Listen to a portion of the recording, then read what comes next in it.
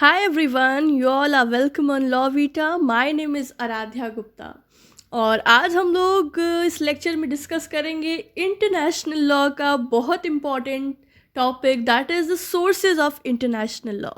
तो देखो सोर्सेज क्या होते हैं, वो सारे मेथड्स जो कि इंटरनेशनल लॉ के रूल्स को डिराइव करते हैं, क्रिएट करते हैं या डिस्कवर करते हैं, वो सारे मेथड्स कहलाते हैं sources of international law. See the methods by which the rules of international law have been discovered or created are known as the sources of international law. तो देखो सोर्सेज किसी भी स्पेसिफाइड कोडिफाइड लॉ में तो नहीं है, लेकिन ICJ जो हमारा इंटरनेशनल कोड ऑफ जस्टिस है उसके स्टैट्यूट के एक आर्टिकल में उसके कुछ प्रोविजंस मेंशन है। So let's read that. Article 38, याद रखना एक ही आर्टिकल हम लोग यहाँ डिस्कस कर रहे हैं, तो याद रखना article 38 of ICJ. In the absence of any codified law on the sources of international law, Article 38 of Statute of ICJ has become relevant, which direct the court to apply. तो basically Article 38 बताता है कि court जो है cases के अंदर cases को deal करने के लिए, इन्वेस्टिगेशंस के लिए या डिसीजंस के लिए क्या क्या चीज़ों को अप्लाई कर सकता है। So it has mention 4 categories A, B and C, D। ये क्या है? इंटरनेशनल कॉन्वेंशंस। ये आर्टिकल बोलता है कि कोर्ट जो है केसेस में इंटरनेशनल कॉन्वेंशंस को अप्लाई कर सकते हैं।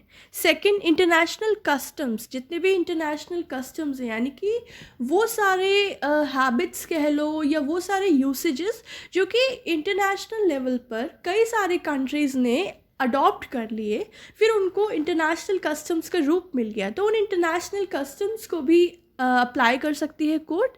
Then the general principles of law which are recognized by civilized nations, वो general principles जो most of the civilized nations ने recognize किए हैं, they can also be applied by the courts. And the fourth is the judicial decisions, जो judicial decisions prior है यानी कि हम उन्हें precedents बोल सकते हैं, तो precedents को भी apply कर सकते हैं, plus the teaching of the most highly qualified publicists of various nations, अलग अलग nations के जो जितने भी आई कैन से जूरिस्ट है या पब्लिसिस्ट है उनकी टीचिंग्स को भी अप्लाई कर सकते हैं।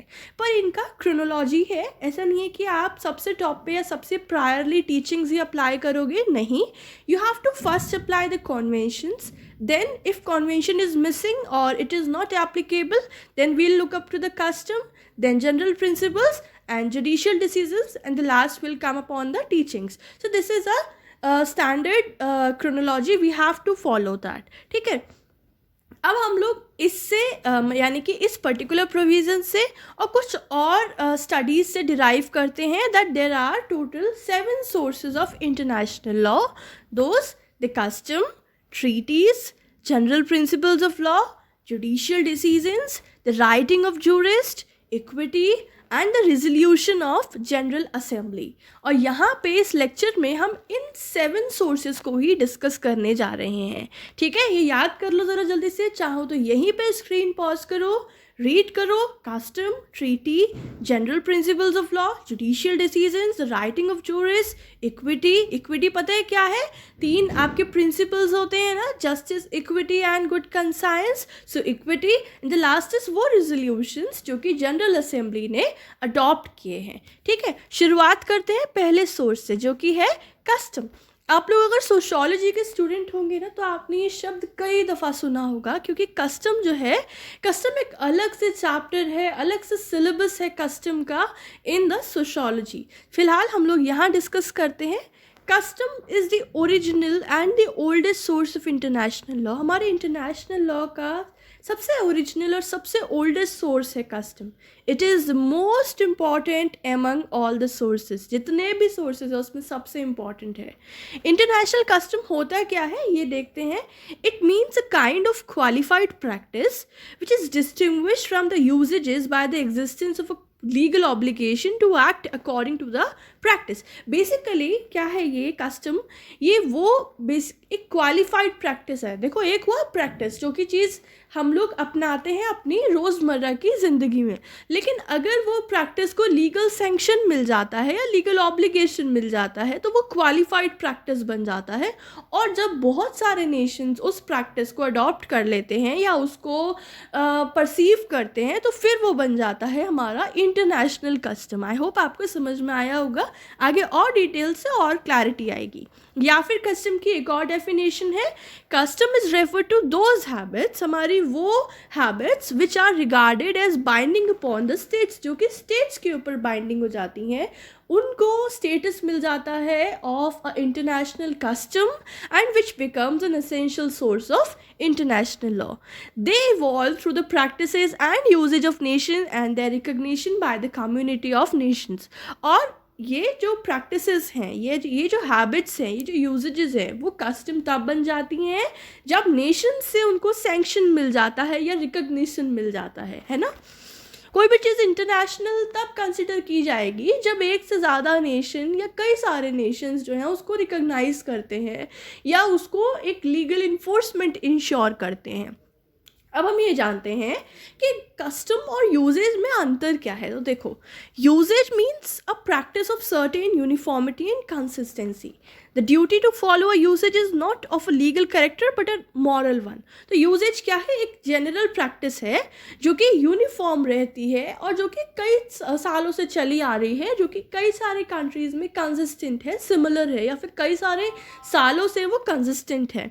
ठीक है, that practice is called usages. और यूजेज के ऊपर किसी भी तरीके का कोई लीगल कैरेक्टर नहीं होता है, मतलब कोई लीगल ऑब्लिगेशन नहीं है कि आपको वो फॉलो करनी है usages. It's just a moral one, मतलब कि एक नैतिक वैल्यू है कि आपको फॉलो करना चाहिए या आपको प्रैक्टिस करना चाहिए, but it's not having a legal character. While the breach of a rule of international customary law is regarded as an illegal act. और अगर कोई भी इंटरनेशनल कस्टमरी लॉ के रूल को अगर आप ब्रेक करते हो तो वो इलीगल माना जाएगा। तो यूजेज और कस्टम में अंतर यही है कि कस्टम या फिर एक यूजेज या एक प्रैक्टिस जो है वो कस्टम तब बन जाता है जब उसको एक लीगल रिकग्निशन मिल जाती है ना। यही एक लीगल रिकग्निशन का यहाँ पे डिस्टिंक्शन क्रिएट होता है बिटवीन कस्टम एंड यूजेज। ठीक है, अब एक कस्टमरी इंटरनेशनल लॉ का रूल कैसे बनता है? Let's see that the custom international law results from general and consistent practice of states, ये तो हमने जान लिया, which is followed by them from a sense of legal obligation. तो हमने बोला कि एक प्रैक्टिस जब कई सारी कंट्रीज़ जो हैं वो फॉलो करती हैं तो वो एक इंटरनेशनल कस्टम बन जाता है ना, और उसको लीगल ऑब्लिगेशन मिल जाती है तो फिर वो एक रूल में भी कन्वर्ट हो जाता है। The necessary condition for the creation of a customary rule is that at least some states should initiate that a particular rule exists. तो इस कस्टम रूल को इंटरनेशनल लॉ का सोर्स बनाने के लिए इट इज़ इम्पॉर्टेंट कि एक से ज़्यादा स्टेट्स, यानी कि कुछ सम पर्टिकुलर स्टेट्स जो हैं उसको एग्जिस्ट कराएं, मतलब उस चीज़ को फॉलो करें, है ना। ज़रूरी है कि एक से ज़्यादा स्टेट्स जो हैं उस चीज़ को इनिशिएट करें, उस चीज़ को लीगल सैंक्शन इंश्योर करें। The 3 elements are required to establish the existence of an international custom. एक इंटरनेशनल कस्टम की एग्जिस्टेंस के लिए 3 एलिमेंट्स इम्पॉर्टेंट रोल प्ले करते हैं, the duration, uniformity and generality. अब हम इन तीनों को डिटेल में डिस्कस कर लेते हैं। ड्यूरेशन क्या है? When a particular usage is practiced by the state for a long duration, it become a custom. जब कोई एक particular usage एक state काफ़ी लंबे समय से यूज़ कर रहा है या प्रैक्टिस कर रहा है, तब वो पर्टिकुलर प्रैक्टिस जो है क्या बन जाती है? कस्टम बन जाता है। But the passage of a considerable period of time is not necessary every time presently, even a short period of time can suffice in information of custom if other condition and circumstances are fulfilled. तो यहाँ बोल रहे हैं कि हाँ, वैसे तो in general it is important कि एक ड्यूरेशन भी होना चाहिए कि वो लंबे समय से उस चीज़ को प्रैक्टिस कर रहे हों, लेकिन हर बार भी ये कंडीशन फुलफ़िल हो ये ज़रूरी नहीं है। कई दफ़ा जब बाकी कंडीशंस फुलफ़िल हो जाती हैं तब भी एक पर्टिकुलर प्रैक्टिस जो है वो इंटरनेशनल कस्टम का रूप ले सकती है। And also if there is wide spread acceptability of a rule by the states, कि भले ही वो लॉन्ग ड्यूरेशन से तो अप्लाई नहीं हो रही है, लेकिन वो वाइड स्प्रेड मतलब काफ़ी बड़े अमाउंट में स्प्रेड हो गई है और एक्सेप्ट हो गई है कई सारे स्टेट्स के द्वारा एज अ रूल, तब भी वो इंटरनेशनल कस्टम का रूप जो है वो ले लेती है. तो ड्यूरेशन का रोल है, of course it is a prima facie important, but not in every case. In other certain cases और कंडीशंस भी उसको जो है एक्सेप्टेबिलिटी दिला सकती है. तो ये हो गया हमारा पहला कंडीशन. सेकेंड कंडीशन है यूनिफॉर्मिटी. एक तो हो गया ड्यूरेशन, दूसरा है यूनिफॉर्मिटी या कंसिस्टेंसी. मतलब कि ऑलमोस्ट सभी जगहों पर हर स्टेट्स में वो सिमिलर तरीके से फॉलो की जा रही हो, कॉन्टिन्यूसली फॉलो की जा रही हो. एक है समान रूप से फॉलो हो रही हो, प्लस वो कंटिन्यूसली फॉलो हो रही हो. A practice it's required to be followed consistently by the states, कि वो बिना ब्रेक के consistently वो जो है फॉलो की जा रही है by the states. In the Lotus case is a very famous international case which derive various international rules. So in Lotus case, in the words of Permanent Code of International Justice, the practice should be constant and uniform. तो इस case में Permanent Code of International Justice ने बोला था कि अगर कोई practice को इंटरनेशनल कस्टम डिनोट करना है, सो इट इज़ इम्पॉर्टेंट कि वो प्रैक्टिस यूनिफॉर्म होनी चाहिए और कॉन्स्टेंट होनी चाहिए, कंसिस्टेंट होनी चाहिए. Right. Similarly we have quoted one more case here, North Sea Continental case. So in North Sea Continental case, the ICJ remarked that practice of state had to be both extensive and uniform. तो ज़रूरी है कि किसी भी state की एक practice को uniform होना चाहिए प्लस एक्सटेंसिव, यानी कि उसको वाइड एक्सेप्टेबिलिटी मिली होनी चाहिए. Then only the particular practice will be considered as an international custom. तो आई होप आप लोगों को समझ में आ रहा होगा कि एक प्रैक्टिस कस्टम कैसे बनती है और इंटरनेशनल कस्टम बनने के लिए क्या क्या उसकी स्पेसिफिक कंडीशंस हैं. और यहाँ पे थर्ड कंडीशन है जेनरलिटी. So it is essential that a usage should be practiced by most of the states in order to transform it into a custom. और तीसरा कंडीशन है कि काफ़ी सारे स्टेट्स जो हैं उस पर्टिकुलर यूजेज को प्रैक्टिस कर रहे हों, तभी वो यूजेज जो है वो कस्टम में कन्वर्ट होगा. It implies that there is no rule which prescribe that the consent of all state is a necessary condition. देखो, ये ज़रूरी नहीं है कि जितने भी स्टेट्स इस वर्ल्ड में एग्जिस्ट करते हैं उन सभी स्टेट्स की एक्सेप्टेबिलिटी नीडेड है, पर हाँ काफ़ी सारे, मोस्ट बोला है ना, तो काफ़ी सारे स्टेट्स जो हैं उसको प्रैक्टिस कर रहे हों. There is a case Western Central Gold Mining Company limited.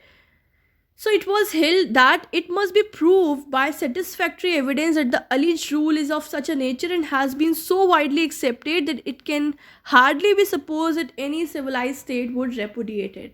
तो ये बोल रहे हैं कि हमारे पास एक sufficient evidence होना चाहिए कि एक particular rule ऐसे nature का है कि शायद ही कोई civilized nation होगा जो कि उस rule की acceptability को repudiate करेगा, मतलब कि उस चीज़ को deny करेगा या फिर मना करेगा कि नहीं, मैं इस पर्टिकुलर रूल को एक्सेप्ट नहीं करता हूँ या मैं उसको प्रैक्टिस नहीं करता हूँ. तो हमारे पास ऐसा कहते हैं ना अलिज्ड एविडेंस होना चाहिए, सेटिस्फैक्ट्री एविडेंस होना चाहिए for making a particular practice और usages to transform into a international custom. ठीक है. Some writers have regarded the presence of another element, that is the opinio juris et necessitas, which means that recognition of certain practice as obligatory by the state means states must recognize the custom as binding upon them as a law. तो कुछ writers ने ये भी बोला है कि एक important और एलिमेंट होता है इन तीन के अलावा, जो कि एक लीगल मैक्सिम में एक्सप्लेन्ड है, दैट इज ओपिनियो जुरिस एट नेसेसिटीज, कि ज़रूरी है कि जो स्टेट्स है ना वो उस कस्टम को जो है रिकॉग्नाइज़ करें कि ये जो पर्टिकुलर कस्टम है ये हमारे ऊपर बाइंडिंग है, हमारे नेशन पे बाइंडिंग है जस्ट एज अ लॉ. ये भी एक इम्पॉर्टेंट एलिमेंट है, लेकिन ये कुछ लिमिटेड राइटर्स ही इस चीज़ को रिगार्ड करते हैं. दैट्स वाई हमने अलग से एज अ पॉइंट डिस्कस किया है, बट बेसिक 3 एलिमेंट्स ही हैं जो मैंने बताया. आपका एक है जनरलिटी, मतलब most of the states except करें, एक है आपका यूनिफॉर्मिटी प्लस कंसिस्टेंसी, एंड एक है आपका ड्यूरेशन. ठीक है। तो गाइज ये था हमारा कस्टम क्या होता है, कस्टम के एलिमेंट्स क्या है to be transformed into a international custom. अब there are two kinds of customary rules, एक है जनरल कस्टम्स and एक है particular customs. So general are those which are binding generally on all the states, such as basic rules of law of treaty, rules of diplomatic intercourse etcetera. तो एक तो होते हैं जो जनरल रूल्स होते हैं जो अमूमन सभी स्टेट्स पे जनरली बाइंडिंग होते हैं, जैसे कि ट्रीटी के लॉज हो गए या डिप्लोमेट जितने भी आपके इनवॉइस वगैरह होते हैं, हाई कमिश्नर्स वगैरह होते हैं, उन लोगों के जो रूल्स होते हैं डिप्लोमेट्स के, so they use to be the similar upon all the states, right, they binding upon generally on all the states. एक होते हैं particular customary rules, these are those which are practice only between the two states, जो कि दो states के आपस के rules होते हैं, राइट। इसीलिए इन रूल्स को हम लोग बायलैटरल कस्टम्स भी बोलते हैं, because they are between the two states only, they are not general one, they are the particular one, particular between the two states, ठीक है। तो आपके ये हो गए two the kinds of customary rules, general and the particular. तो guys ये हो गया हमारा पहला सोर्स था कस्टम, उसको हमने डिटेल में डिस्कस किया। तो ये हो सकता है कि अगर आपका क्वेश्चन इंडिविजुअली कस्टम्स के ऊपर भी आता है in case of international law, तो भी we are having enough sufficient content कि आप लिख सकते हो आंसर और अपने पास से थोड़ी चीज़ें ऐड ऑन भी कर सकते हो, है ना। You are well versed with all that. अब हम लोग बढ़ते हैं दूसरे सोर्स के ऊपर, जो कि है ट्रीटीज़, है ना। कस्टम के बाद आता है ट्रीटीज़।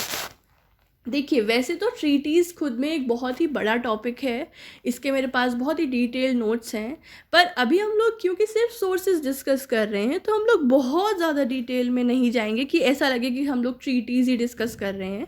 तो ट्रीटीज़ का एक अलग से लेक्चर बना दिया जाएगा, ठीक है। यहाँ पे हम लोग लिमिटेड कंटेंट ही डिस्कस करेंगे, ठीक है। और अगर आप लोग बोलेंगे कमेंट्स में तो मैं ट्रीटीज़ का सेपरेट लेक्चर भी बना दूंगी।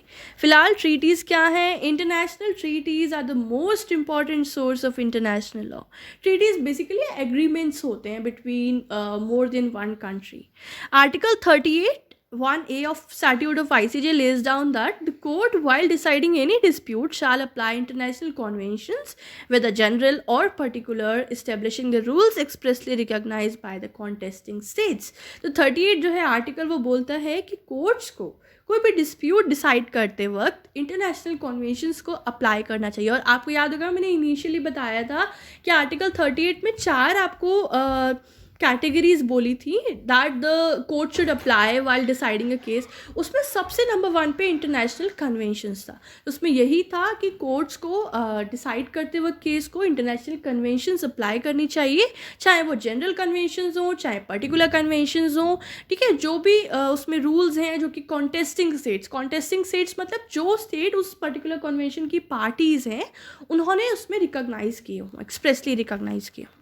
ट्रीटीज़ क्या होते हैं? Treaties are generally the agreement between the 2 or more states or between the other subject of international law by which they create or they intend to create a relationship between themselves operating within the sphere of international law.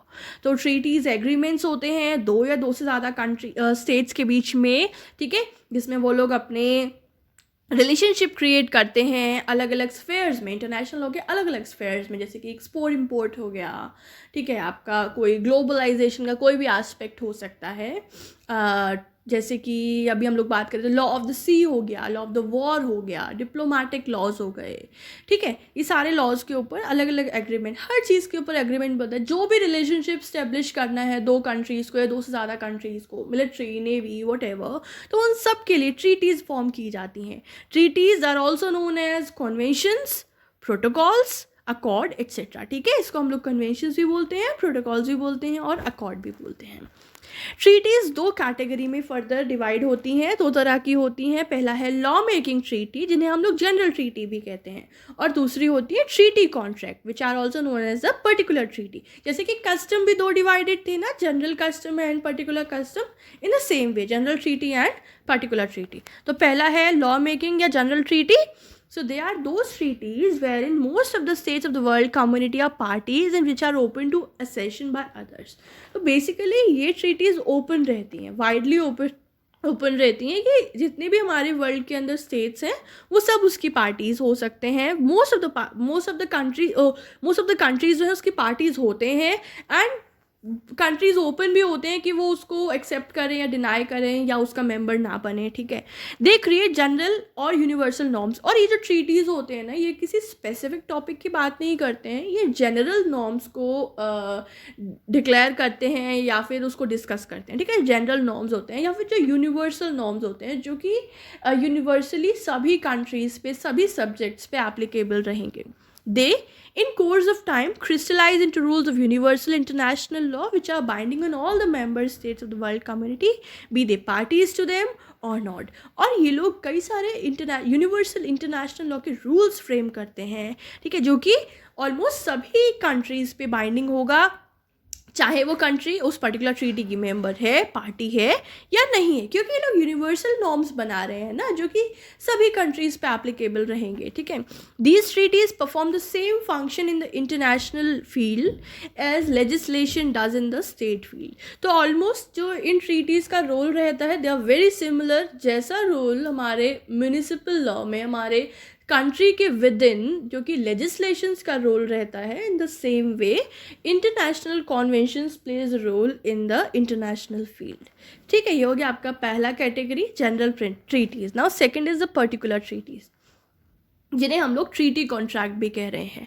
They are generally referred to as bilateral treaty और the plurilateral treaty और the ordinary treaty, ठीक है। अगर दो countries के बीच में हो रहा है तो हम इसको बायलैटरल ट्रीटी बोलेंगे, एंड अगर मोर देन टू कंट्रीज़ के बीच में हो रहा है then it will be called the plurilateral treaty, है ना। They are those wherein number of treaties, two or more than two, again the same thing. Therefore, they have been distinguished from lawmaking treaty. Absolutely, because lawmaking treaty create law for most of the states, whereas the treaty contract or the particular treaty create the law for two or more states. I think it is very clear. I don't need to explain that. कि अलग कैसे है ये general treaty से। General treaty जो है वो generally सभी कंट्रीज़ के लिए लॉ बना रहा है, जबकि ये जो ट्रीटी है ये पर्टिकुलरली दो स्टेट्स या दो से ज़्यादा स्टेट्स के लिए लॉ बना रहे हैं।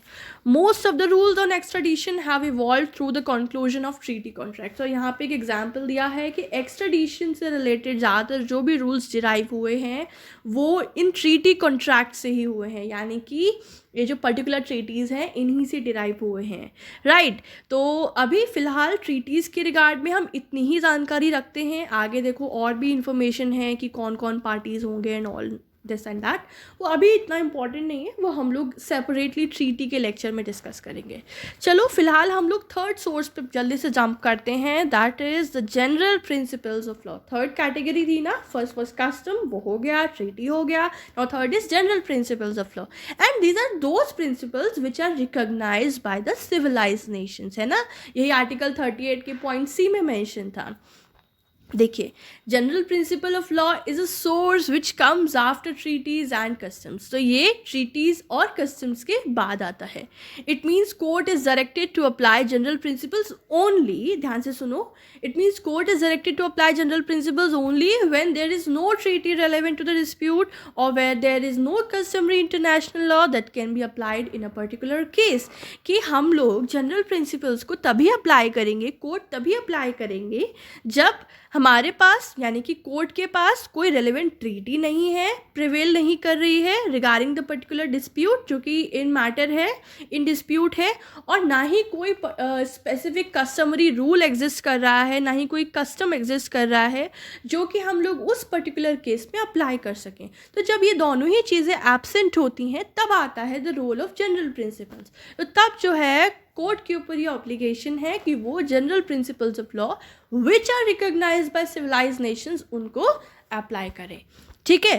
देखो एक बात मुझे यहाँ बोलना है, sorry to interrupt in between. मैंने कुछ लेक्चर्स देखे हैं यूट्यूब पे, वो साइज़ में हो सकता है छोटे होंगे कि hardly they will be covered in 10 minutes और 15 मिनट्स और लाइक दैट, पर उन्होंने चीज़ों को बहुत लिमिटेड समझाया। हो वो भी इम्पॉर्टेंट होती है इक्वली, क्योंकि लास्ट मिनट रीडिंग भी बहुत सारे लोग करते हैं और उसमें मेरे जैसे जो लंबे लेक्चर्स होते हैं वो कम यूज़फुल हो जाते हैं क्योंकि हमको शॉर्ट स्पैन में समझना है, ठीक है। लेकिन मेरे लेक्चर्स का यहाँ पे रोल रहता है कि अगर आप लोगों को एक्सटेंसिव आंसर राइटिंग के लिए मटीरियल चाहिए, एक्सप्लेनेशन चाहिए, या चीज़ों को और डीप में समझने के लिए यहाँ पे मेरा लेक्चर लंबा हो जाता है, क्योंकि यहाँ पे मेरा कंटेंट कंटेंट ज़्यादा रहता है, और मेरी कोशिश भी ये रहती है कि अगर कोई एक लाइन है उसको मैं इस ढंग से समझाऊँ कि आप लोगों को अच्छे से समझ में आ जाए, ठीक है। तो अगर लंबा होता है तो उसके लिए आई एम सॉरी, बट कोई और फालतू की बातें हम नहीं करते हैं, जो भी बात करते हैं सिर्फ कंटेंट की ही बात करते हैं, ठीक है। वीडियो पसंद आ रहा हो तो लाइक कर सकते हैं, और चैनल को सब्सक्राइब नहीं किया तो सब्सक्राइब कर सकते हैं ऐसे और लेक्चर्स के लिए। उम्मीद करती हूँ आपको पसंद आ रहा होगा। चलिए कंटिन्यू करते हैं। लास्ट हम लोग बात कर रहे थे कि हम लोग इन जनरल प्रिंसिपल्स को अप्लाई कब करते हैं। By the term general principles of law recognized by civil nations is mean those principles which have been recognized by the civilized nations of world community in their domestic law. तो जिसे line लिखा है ना यहाँ पे कि general principles of law recognised by civil nations, तो इससे हमें क्या मतलब है? इससे मतलब है कि हमारे वर्ल्ड कम्युनिटी यानी कि हमारे दुनिया में जितने स्टेट्स हैं जो सिविलाइज स्टेट्स हैं, ठीक है, जो ज़्यादातर जैसे कि जो यूएनओ के पार्ट हैं, जो वर्ल्ड कम्युनिटी में एक्टिव रोल प्ले करते हैं, ठीक है, जो सिविलाइज नेशंस है उसमें कल्चर है, उसमें ट्रेडिशंस है, उसमें लॉ है, उसमें कॉन्स्टिट्यूशन है, तो उन सिविलाइज नेशंस ने अपने डोमेस्टिक लॉ में भी इन प्रिंसिपल्स को अप्लाई किया हुआ है अपने रूल्स, रेगुलेशंस, पॉलिसीज में। वही कहलाते हैं general principles of law recognised by civilised nations, ठीक है। आई होप आप लोगों को समझ में आ गया होगा। The examples of such principles which have been recognised are good faith, reciprocity, presumption, estoppel, res judicata, ये सारे जनरल प्रिंसिपल के एग्जाम्पल्स हैं, और हमारे इंडियन लॉज में भी ऑलमोस्ट ये सभी हमें देखने को मिलते हैं, है ना। The principles of law recognized by many states do not become principle of international law automatically. They are required to be recognized by world code. अब ऐसा नहीं है कि कई सारी कंट्रीज़ में कोई पर्टिकुलर, फॉर एग्जांपल स्टॉपल है, स्टॉपल कई सारी कंट्रीज़ जो है अपने डोमेस्टिक लॉज में उसको अप्लाई कर रही हैं, तो ये ऐसी बाय इप्सो फैक्टो और जनरल वे में ही ये रूप ले लेगा हमारा जनरल प्रिंसिपल्स ऑफ लॉ का। नहीं, इट इज़ इम्पॉर्टेंट और इट इज़ रिक्वायर्ड कि उस पर्टिकुलर एस्पेक्ट को या उस पर्टिकुलर रूल को या प्रिंसिपल को वर्ल्ड कोर्ट जो है, वो आईसीजे हो सकती हैं, वो परमानेंट कोर्ट ऑफ जस्टिस हो सकती हैं, उन्होंने उसको रिकग्निशन प्रोवाइड किया हो, right. Before any such principle is applied by the court, certain considerations are required to be taken into account. क्या क्या rule is a general principle of law, वो कोई लिमिटेड नहीं है किसी पर्टिकुलर सेक्शन पे या किसी पर्टिकुलर काइंड ऑफ केसेस पे, उसका जो स्कोप है वो वाइड है, जनरल है।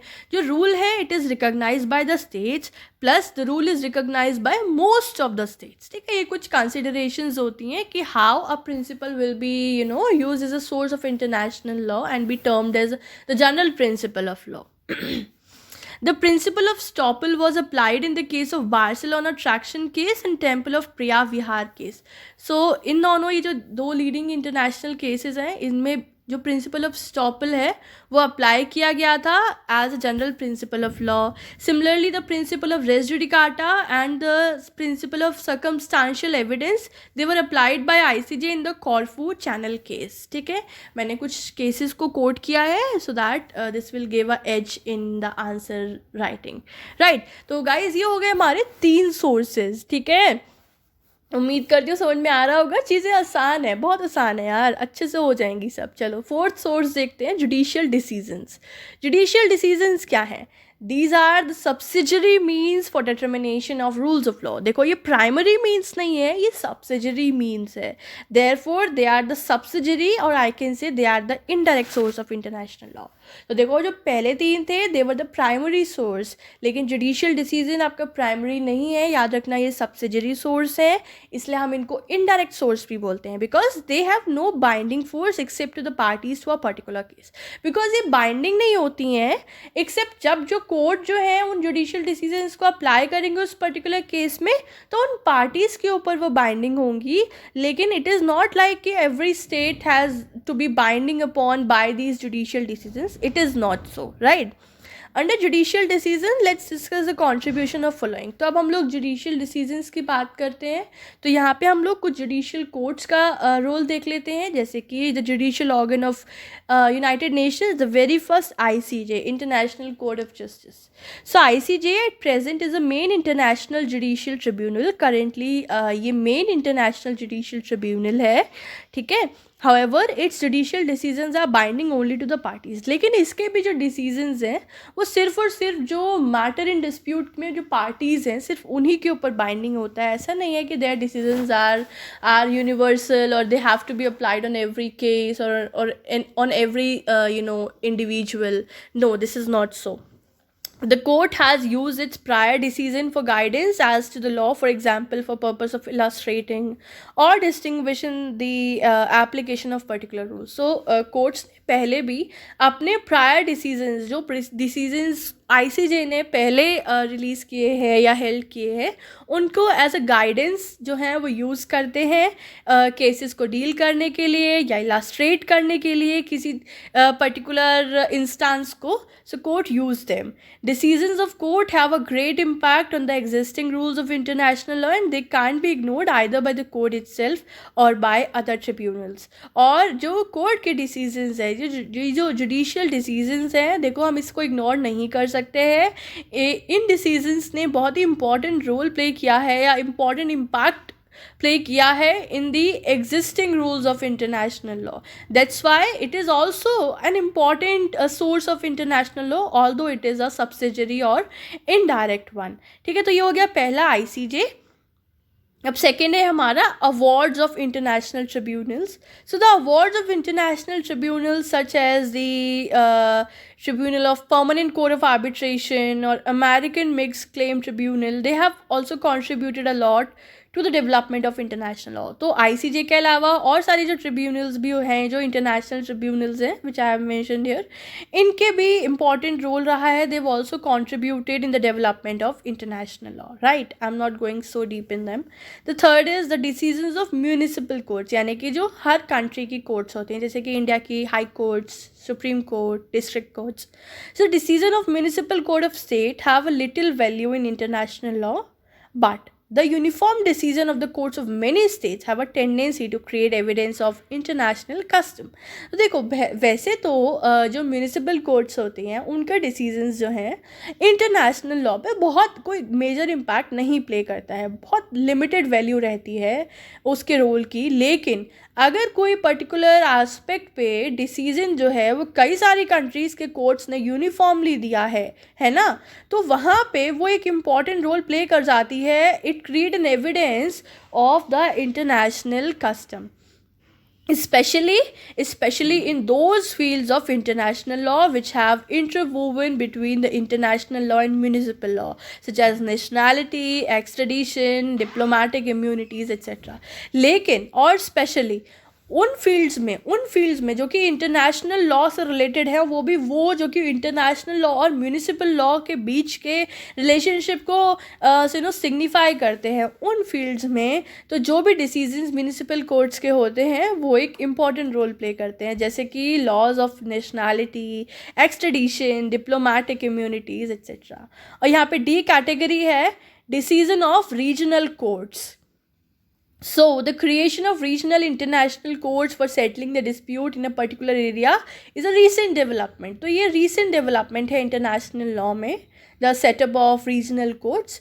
Example of such courts are the Court of Justice of European Communities, Inter-American Court of Human Rights, etc. तो भाई ये आपको याद रखना है क्योंकि आपको अपना आंसर प्रिपेयर करना है. They have contributed immensely to the development of international law in particular areas. तो कुछ particular areas में regional courts ने भी अपना रोल प्ले किया है towards the development of international law.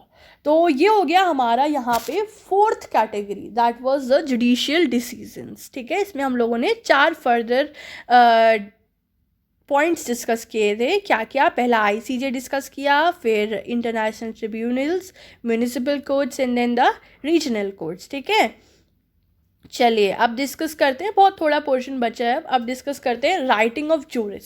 तो जब हमने कस्टम अप्लाई किया, कस्टम भी एब्सेंट है, ट्रीटीज़ भी एब्सेंट है, जनरल प्रिंसिपल्स भी नहीं है, जुडिशियल डिसीजंस भी उससे रिलेटेड नहीं है, तब हम लोग आएंगे, तब कोर्ट्स अप्लाई करेंगे जूरिस की writing. The statute of ICJ lays down that the teachings of most highly qualified publicists of various nations are subsidiary means for determination of rules of law. तो ICJ की जो article 38 था उसका fourth point बात कर रहा था इस वाले सोर्स के बारे में कि जो टीचिंग्स होती हैं कंट्रीज़ के अलग अलग नेशंस के हाईली क्वालिफाइड पब्लिसिस्ट की, उनको हम लोग सब्सिडियरी सोर्स कंसिडर करेंगे, ठीक है, इन determination of the rules of law.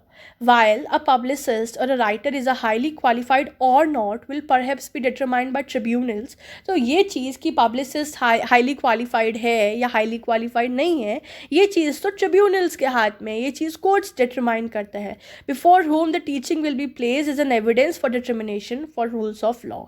Clear? कि जब इस वाले सोर्स को अप्लाई करना है और टीचिंग्स को लिया गया है, बुक्स को या जर्नल्स को लिया गया है रेफ़र करने के लिए, तो जब वो चीज़ें ऑन द टेबल प्लेस की जाती हैं तब ट्रिब्यूनल डिसाइड करेगा कि जो उसका पब्लिसिस्ट है या जो उस राइटिंग का राइटर है, that person is a highly qualified one और not, right. So that depends upon the determination of the court. Juristic opinion throws light on the rules of international law and their writings makes it easier to frame a particular rule. तो ये judicial opinions भी important role play करते हैं in the formation of rules of international law. The writing of qualified jurists are often cited in the decisions of courts. और कई दफ़ा ये जो इन क्वालिफाइड जूरिस्ट की जो राइटिंग्स होती हैं ना, उन्हें डिसीजंस में कोट भी किया जाता है कि ये बात का जो सोर्स है ये इस वाली राइटिंग से डिराइव हुआ है या फिर इस राइटिंग से कोट किया गया है. Grotius, Vattel, Bynkershoek are among those whose writing have been quoted by ICJ and other tribunals in the cases like South West Africa case, interpretation of peace treaty case, asylum case etcetera.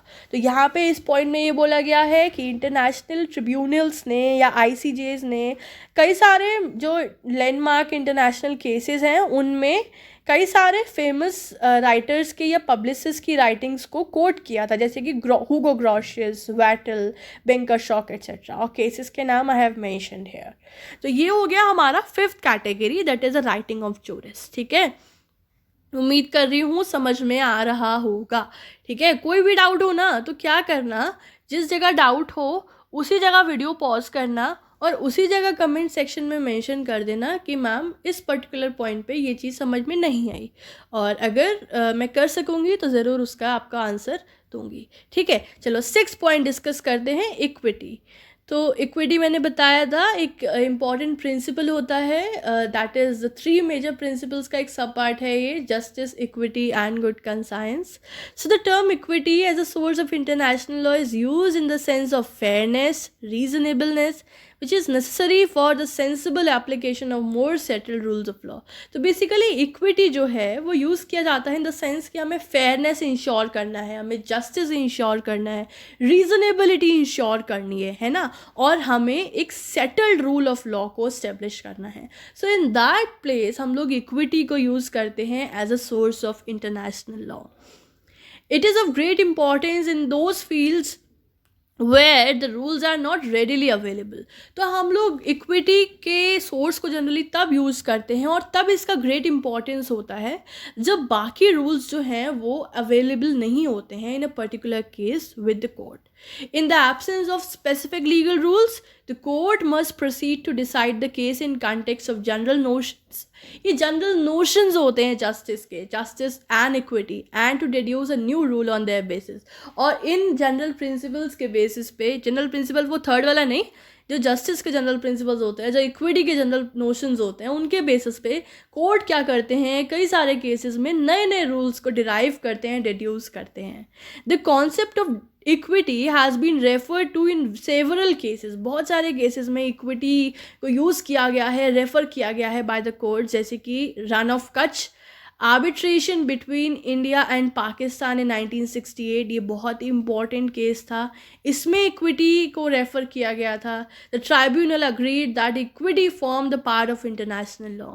Similarly, in other cases, in the case of North Sea Continental case and Barcelona Traction case, the ICJ also gave due regard to the principles of equity, right? The rules of equity are not the source of law, but many principles which formerly were the rules of equity have transformed into the customary rules with the passage of time. देखो, equity को मैंने बताया ये primary rule नहीं है, ये एक secondary rule है, और ये काफ़ी बाद में हम लोग उसको पिक्चर में लाएंगे जब बाकी सारी चीज़ें अवेलेबल नहीं हैं, राइट? तो देखो, इक्विटी के रूल्स डायरेक्टली तो सोर्स नहीं है, लेकिन जब वाइडली एक्सेप्ट कर लिए जाते हैं तो ये ट्रांसफॉर्म हो जाते हैं with the passage of time into the customary rules. और कस्टम वी हैव रेड, जो कि पहला इम्पॉर्टेंट सोर्स है ऑफ इंटरनेशनल लॉ, राइट? अब हम लोग यहाँ पे लास्ट सोर्स डिस्कस कर रहे हैं. वेरी हैप्पी, ये एक बड़ा चैप्टर था और सक्सेसफुली हम लोग इसके बिल्कुल एंड पे आ गए हैं, राइट? तो हम लोग डिस्कस करेंगे रिजोल्यूशंस ऑफ जनरल असेंबली. तो देखो, the resolution of general assembly have a tendency to acquire the character of customary rule of international law in the sense that they fulfil the essential elements of custom, that is generality and continuity. तो ये देखो, हम लोग ने past lectures में, जैसे human rights के lecture आजकल हम लोग डिस्कस कर रहे हैं लॉ वीटा पे, तो जनरल असेंबली कई सारे फील्ड्स में अलग अलग डिक्लेरेशंस अडॉप्ट करते हैं, कॉन्वेंशंस अडॉप्ट करते हैं. तो जितने भी रेजोल्यूशंस अडॉप्ट करते हैं जनरल असेंबली, जो है जनरल असेंबली एक बहुत इंपॉर्टेंट ऑर्गन है यूनाइटेड नेशंस का. जैसे कि एक एग्जांपल देती हूँ एक रेजोल्यूशन का. चाइल्ड राइट्स से रिलेटेड जनरल असेंबली ने एक कॉन्वेंशन अडॉप्ट किया था, the convention on the rights of child, CRC. तो CRC एक रेजोल्यूशन था बाय जनरल असेंबली. तो उस जो जितने भी जनरल असेंबली के रेजोल्यूशंस होते हैं ना, उनके पास एक टेंडेंसी होती है, ये प्रॉपर्टीज़ होते हैं कि वो जो है अक्वायर कर लेते हैं कस्टमरी रूल का कैरेक्टर. बिकॉज इसके पीछे भी एक कारण है. कारण ये है कि वो रेजोल्यूशंस जो हैं वो कस्टम के एलिमेंट्स को फुलफिल करते हैं. और कस्टम के एलिमेंट्स क्या क्या बताए थे? लॉन्ग ड्यूरेशन, जनरलिटी और कंसिस्टेंसी, यूनिफॉर्मिटी. तो because the resolution of general assembly fulfil those elements, that's why they acquire the character of customary rules as well. They provide the basis for the progressive development of law. Because general assembly हमेशा जितने भी society में problems हैं, जो भी states put front करते हैं in the United nation meeting, उनके ऊपर काम करते हैं और उनके लिए डेवलपमेंट के लिए अलग अलग सेक्शंस के अलग अलग प्रॉब्लम्स में सल्यूशन लाने के लिए कॉन्वेंशंस हो गई या डेक्लेरेशंस हो गई, उन्हें अडॉप्ट करते हैं. So that's why the resolution of general assembly provide the basis for progressive development of law, right? The instances of some of the principles that have acquired the status of customary rules through the adoption of resolution of general assembly are, तो कुछ examples हम लोग यहाँ discuss कर रहे हैं कि कुछ जो resolutions थे जनरल असेंबली के, अब वो जो resolutions थे उनको customary rules का status मिल गया है. जैसे कि the resolution of non-intervention, the right of self-defense, self-determination, prohibiting the use or threat of force in the international relations.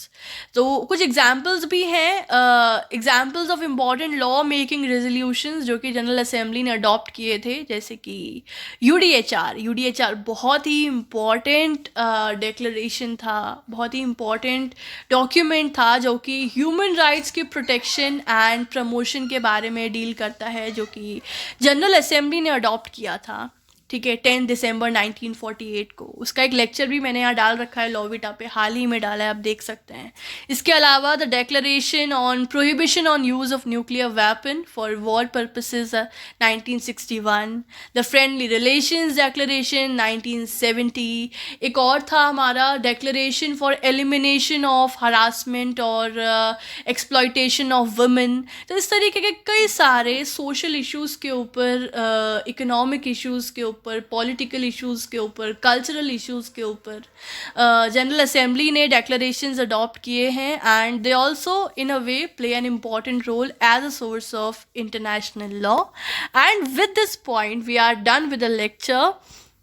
I hope आप लोगों को सभी सोर्स समझ में आए होंगे। हम लोगों ने बड़े प्यार से, बड़े आराम से डिस्कस किए हैं। सभी कंटेंट यहाँ स्क्रीन पे अवेलेबल है। और अगर आपको पीडीएफ फॉर्म में चाहिए तो उसके लिए दो ऑप्शन है, हमेशा बताती हूँ। एक, हमारे आप ईमेल आईडी पे कांटेक्ट कर सकते हैं, और या फिर आप हमारे इंस्टाग्राम पेज पे कांटेक्ट कर सकते हैं। इन दोनों ही जो लिंक्स हैं, इन दोनों ही चीज़ों के, वो डिस्क्रिप्शन बॉक्स में अवेलेबल है, तो आपको वहाँ जाके क्लिक करना होगा। फिर आप कांटेक्ट करिए, आगे की डिटेल्स वहाँ पे आपके साथ शेयर कर दी जाएंगी। तो लेक्चर कैसा लगा ये हमें ज़रूर बताइएगा कमेंट सेक्शन में। कोई कमी थी, कुछ अच्छा नहीं लगा तो बताइएगा, क्योंकि उसको बेहतर किया जाएगा ना। सेम नहीं रहना चाहिए चीज़ें। अगर इम्प्रूवमेंट की नीड है तो इम्प्रूवमेंट की जाएगी, और मैं इम्प्रूवमेंट के लिए हमेशा रेडी हूँ। Right, Lawvita is always ready to make improvement and always there to help all of you my dear friends. ठीक है, so for all those much more lectures, एक ही काम करना है, चैनल को सब्सक्राइब करना है, जुड़े रहना है। And this was it, I will meet you soon with the next video, with the next lecture. Till then everyone, please take care of yourself. Have a good day. Bye bye.